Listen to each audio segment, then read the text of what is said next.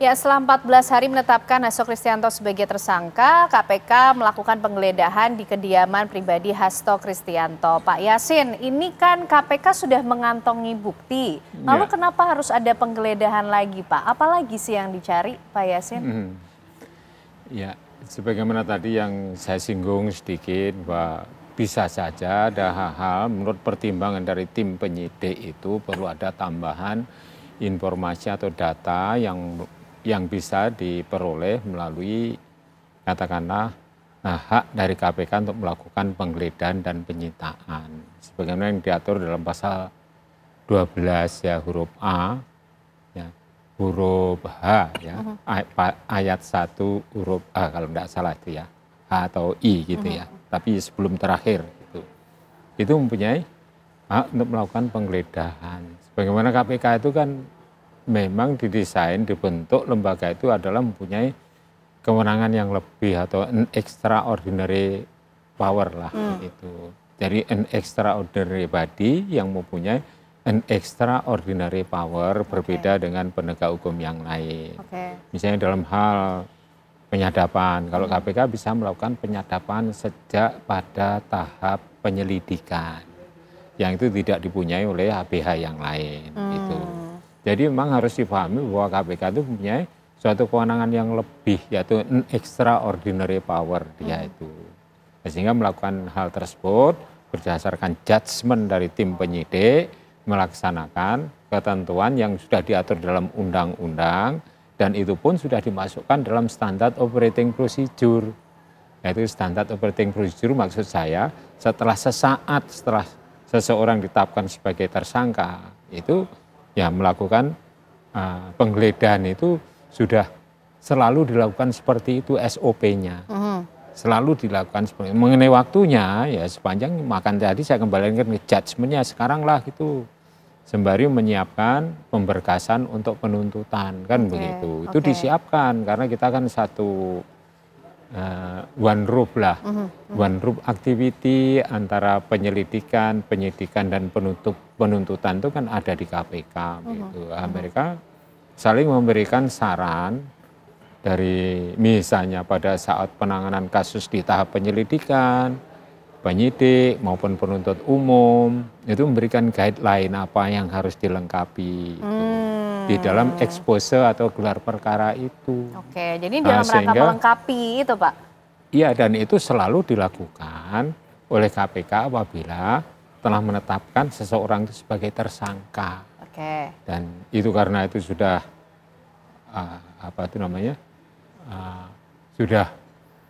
sudah biasa dilakukan dan berulang kali ya, berkali-kali. Jurisprudensinya sudah kuat, tidak ada tuntutan yang mengenai itu, pra-peradilan yang mengangkat kasus itu tidak ada. Gitu. Jadi kalau ada pra-peradilan mengangkut yang lain, mungkin proses atau prosedur yang lain ya silakan saja. Gitu.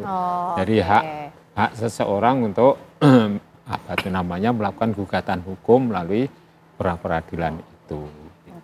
Jadi silahkan saja kalau itu dipermasalahkan. KPK saya kira akan siap menghadapi semuanya. Gitu. Saya kira itu Mbak. Baik, Mas Heri, ini artinya penggeledahan yang dilakukan KPK setelah menetapkan Hasto sebagai tersangka selama 14 hari ini memang dalam rangka untuk melengkapi bukti-bukti yang sudah ada atau seperti apa? Memang ini prosedur yang wajar dilakukan secara hukum begitu? Ya, kalau kita mau berhusnuzon ya harusnya demikian ya. Terlepas dari perdebatan momentum dan waktunya tadi, karena memang bahasa KUHAP yang kalau saya kutip bahasanya kadang lebih senang menggunakan satu kata, sakti itu adalah segera Mbak. Nah segera ini bisa kita perdebatkan, menurut Mbak segera itu 1 kali 24 jam atau 7 kali 24 jam kan itu yang gitu tidak kan? Diatur? Ya itu yang menurut saya salah satu yang tidak diatur. Yang ini yang akan menjadi loophole tadi, tapi untuk penjelasan yang lain dalam kasus ini secara material, sebenarnya kan yang menarik adalah kalaulah benar kita mencatat bahwa angka 600 juta itu adalah bukti suap yang diberikan oleh Harun Masiku ke 850 juta atau berapa begitu, tapi 600 jutanya kalau tidak salah dikaitkan dengan Mas Hasto misalnya. Logikanya beliau sebagai sekjen, apakah angka itu besar atau kecil? Kalaupun posisi sebagai sekjen, apakah dia harusnya posisinya kalau memang benar salah ini dia menerima atau dia malah yang memberi? Nah, ini kan juga perlu didalami nantinya, atau itu jadi bagian dari pembelaan, saya nggak tahu. Tapi dalam konteks yang agar ini jadi titik tengah, penjelasan ini menjadi penting untuk kita bisa mendalami kasusnya juga. Tapi tadi perdebatan masalah waktu memang tidak mungkin, namanya praktek dengan teori itu selalu ada gap, ada kesenjangan, Mbak Ken. Jadi kalau itu dibuat rigid, dan semestinya harusnya rigid demi kepastian hukum, karena dengan demikian berarti KUHP kita memang melindungi tidak hanya korban, tapi tersangka juga. Ini kan yang harus dilingkupi dalam konteks pemaknaan KUHP kita. Mungkin ke depan kalau ada revisi, maka harus berani menetapkan angka tadi. Nah, tapi konsekuensinya pasti akan banyak. Itu kan jadi peluru yang mematikan bagi aparat penegak hukum. Bisa diperadilan, bisa kemudian mungkin tindakannya menjadi batal demi hukum ataupun dipersoalkan, di PT UN kan, dan lain sebagainya. Banyak implikasi. Nah, menurut saya ini ada ada ketidakjujuran kita dalam mengelola hukum acara. Kalau kita mau fair-fairan, kalau memang profesional, harusnya dibuat aturan main tadi. Sehingga orang tidak syakwa sangka. Kecuali memang penemuan kasus itu kan tidak selalu terjadi hari ini tindak pidananya, hari ini juga penyidik tahu. Bisa saja terjadi sudah di lampau waktu kan. Nah, tapi memulai penyidikan ini yang harus dinilai. Dan kalau memang ternyata misal penyuapan, berarti kan ada dua pihak di sana. Penyuap aktif dan pasif kan. Orang yang diberi dan memberi kan begitu. Nah, kalau orang yang misalnya diberi saja yang ketemu, yang memberinya nggak ada, mungkin kita bisa berdebat lagi kejahatannya sudah sempurna atau tidak nih. Nah, kalau memang dikatakan kejahatan sempurna, tapi untuk mekanisme pembuktian, untuk meyakinkan orang bahwa ini memang murni hukum dan tidak ada politisasi dan benar-benar on the right track, nah ini yang agak kesulitan nantinya. Jadi saya mencatatnya di poin itu saja, Mbak Ken. Oke, baik Pak Magdir, kalau melihat bagaimana kemudian KPK melakukan proses penggeledahan ini, Pak Magdir seperti apa? Melihatnya juga semua sudah sesuai prosedur kok? Atau ada yang tidak terinfo oleh pihak Pak Hasto atau mungkin juga Pak Magdir? Karena kenapa juga di panggilan pertama Pak Hasto ini tidak hadir ya Pak Magdir? Ya itu kan kalau saya jawab yang terakhir dulu kan Ana ya. Kan dia sekarang ini kan sedang mempersiapkan satu kegiatan yang cukup besar, yaitu ulang tahun partai tanggal 10. Sebab bagaimanapun juga seluruh kegiatan ini itu kan bertumpu pada dia.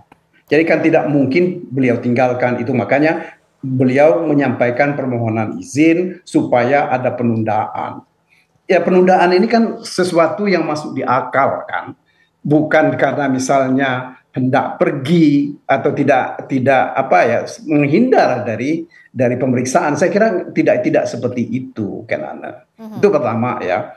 Kemudian kedua, yang selalu jadi bahan perdebatan kita dengan pihak KPK ini adalah mengenai SOP seperti yang dikatakan oleh Pak Yasin tadi. SOP mereka cukup banyak yang tidak sesuai dengan ketentuan-ketentuan KUHP. Itu yang jadi problem kita. Ya. Dan ini dianggap seolah-olah benar. Ya. Misalnya salah satu contoh, barang yang disita. KUHP itu rigid betul mengatakan benda, misalnya ya, benda atau tagihan tersangka atau terdakwa yang seluruh atau sebagian diduga diperoleh dari tindak pidana atau sebagai hasil dari tindak pidana. Nah ini kan tidak pernah jelas gitu loh. Barang yang disita itu apakah seperti itu? Sepanjang yang saya tahu, KPK kadang-kadang melakukan penyitaan apa saja yang mereka temukan. Bahwa urusannya ada hubungan dengan perkara atau tidak, mereka tidak peduli. Yang penting dibuatkan berita acara. Nah ini sesuatu yang harus kita koreksi. Ya. Kemudian dikatakan juga benda dipergunakan untuk menghalang-halangi penyidikan.